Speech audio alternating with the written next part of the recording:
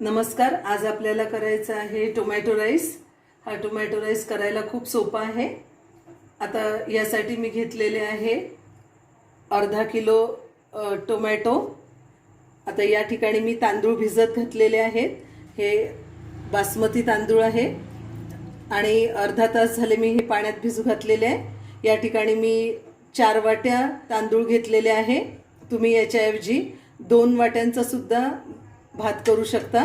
फक्त या ठिकाणी 2 वाट्या तांदूळ जर घेतले तर तुम्हाला एक पाव किलोच टोमॅटो घ्यावं लागतील. बाकीचे साहित्य 2 मोठे कांदे उभे चिरलेले, त्यानंतर पुदिना, थोडंसं दही, सिमला मिरची, कोथिंबीर, लसूण आणि अद्रक. या ठिकाणी तुम्हाला दिसत असेल की मी अद्रक जे आहे हे जास्त घेतलेलं आहे. जेव्हाही बिर्याणी किंवा अशा प्रकारचे राईस करायचे असतील तर त्याच्यामध्ये अद्रक आणि लसूणची पेस्ट जी आहे ती आपल्याला जास्त घ्यायची आहे. आता आपल्याला या ठिकाणी टोमॅटो जे आहेत हे पहिल्यांदा याची प्युरी करून आपल्याला ती उकळून घ्यायची आहे.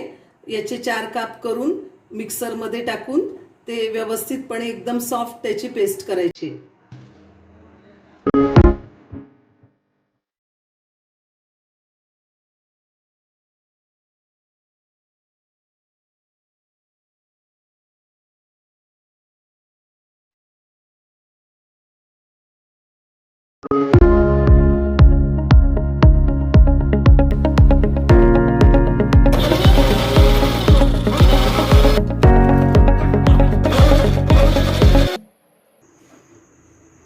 आता मिक्सरमध्ये मी हे पूर्ण टोमॅटोची प्युरी तयार करून घेतलेली आहे. आता मी ही मोजून घेणार आहे. मी 4 वाट्या तांदूळ घेतलेले आहे, तर ही बरोबर 8 वाट्या असली पाहिजे, किंवा नसली तरी पण आपल्याला त्याच्यामध्ये थोडंसं पाणी आपण ॲड करू शकतो. आता मी या ठिकाणी मोजून घेत आहे. अशा वाट्या भरून मला 8 वाट्या घ्यायच्या आहे, कारण की माझ्या 4 वाट्या तांदूळ आहेत.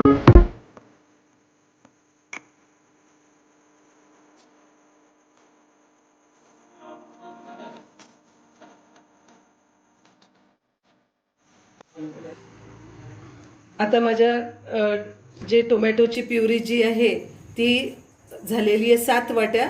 आपल्याला पाहिजे होते 8 वाट्या, तर 1 वाटी कमी पडत आहे. त्यामुळे मी आता 1 वाटी याच्यामध्ये पाणी टाकणार आहे.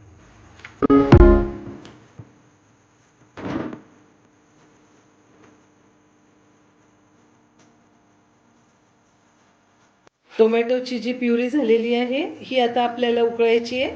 मी पहिल्यांदा टोमॅटो उकळत यासाठी नाही की आपण जर पहिल्यांदा टोमॅटो उकळले तर ते सोला, त्याच्यानंतर त्याची प्युरी तयार करा, ही थोडीशी कॉम्प्लिकेटेड आहे. त्याच्यापेक्षा कच्चे टोमॅटो जर आपण बारीक करून घेतले आणि मग ते उकळले तर आपल्याला टोमॅटो राईस करायला सोपं जातं. टोमॅटोची प्युरी मी उकळायला ठेवलेली आहे. आता ही छान पूर्ण उकळी येईपर्यंत आपल्याला शिजवत राहायची आहे त्याला, कारण त्याच्यातला सगळा कच्चेपणा निघून जायला हवा.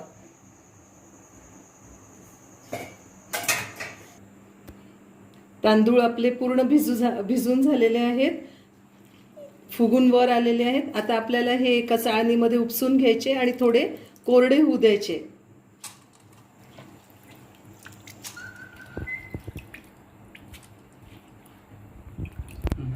तांदूळ उपसून झालेले आहेत. आता ह्याला थोडेसे कोरडे होऊ द्यायचे, तोपर्यंत आपल्याला फोडणीची तयारी करायची. आता आपल्याला लसूण, अद्रक आणि कोथिंबीर याची पेस्ट करायची आहे. याच्यातली अर्धी कोथिंबीर आपल्याला नंतरसाठी राहू द्यायची.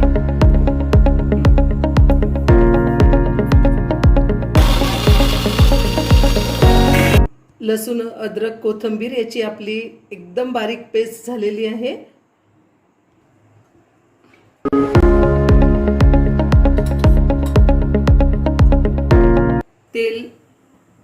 तेल गरम करायला ठेवलेलं आहे. आता आपल्याला याच्यामध्ये एक एक करून सगळ्यात पहिल्यांदा टाकायचा आहे कांदा पूर्ण छान लाल झाल्यानंतर मग त्याच्यामध्ये आपल्याला टाकायची आहे लसूण अद्रकची पेस्ट लसूण अद्रकची पेस्ट झाल्यानंतर त्याच्यामध्ये आपल्याला टाकायचं आहे पुदिना, त्यानंतर सिमला मिरची, त्यानंतर दही, आणि मग आपल्याला मसाल्यांमध्ये टाकायचं आहे हळद, थोडंसं तिखट, धन्याची पूड, आणि आपल्याला टाकायचा आहे बिर्याणी मसाला.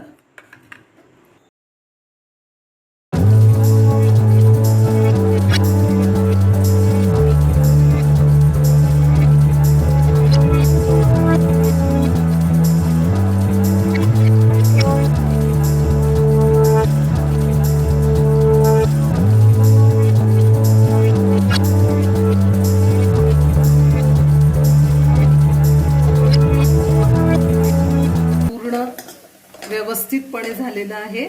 आता आपल्याला याच्यावर टाकायचं आहे लसूण अद्रकची पेस्ट.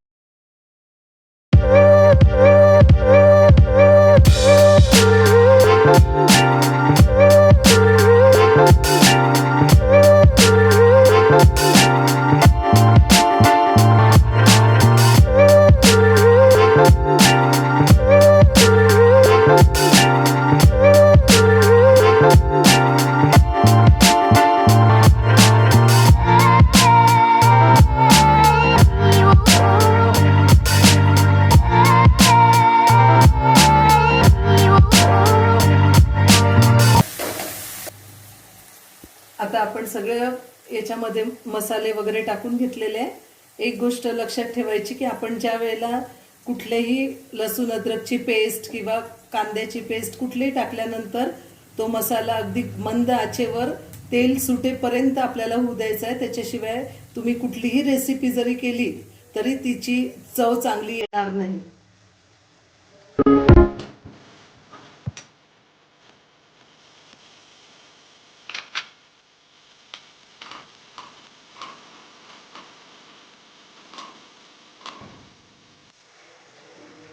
मसाल्याला तेल सुटलेलं आहे. आता आपल्याला याच्यामध्ये टोमॅटोची प्युरी टाकायची. टोमॅटोची प्युरी आपली उकळायला लागलेली आहे. आता ही याच्यामधला सगळा कच्चटपणा निघून गेलेला आहे आणि आता आपल्याला ती आपल्या मसाल्यामध्ये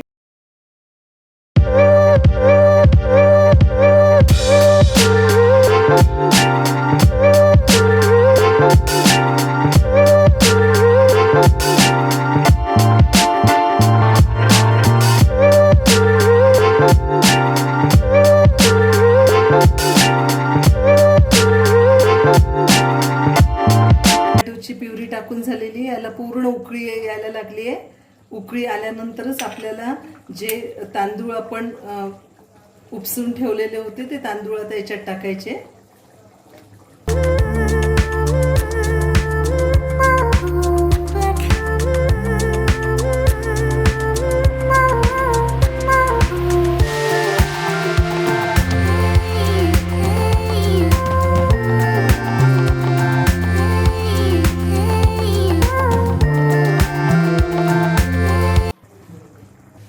आता भात टाकून झालेला आहे.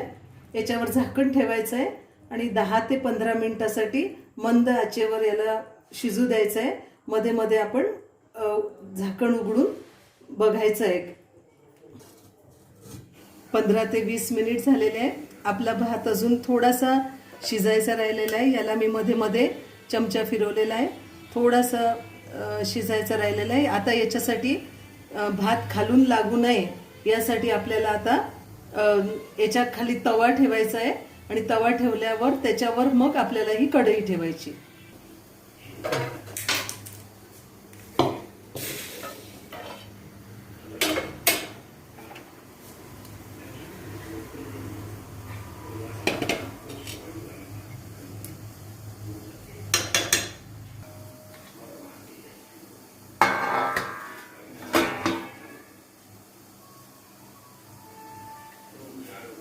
कोणची बिर्याणी करताना किंवा अशा प्रकारचा भात करताना लक्षात ठेवायचं, जर ते खालून थोडंसं लागत असेल तर खाली तवा ठेवून द्यायचा आणि मग त्याच्यावर कढई ठेवायची. याच्यामुळे भात लागत पण नाही आणि अगदी मंद आचेवर छान वाफेवर तो होऊन येतो.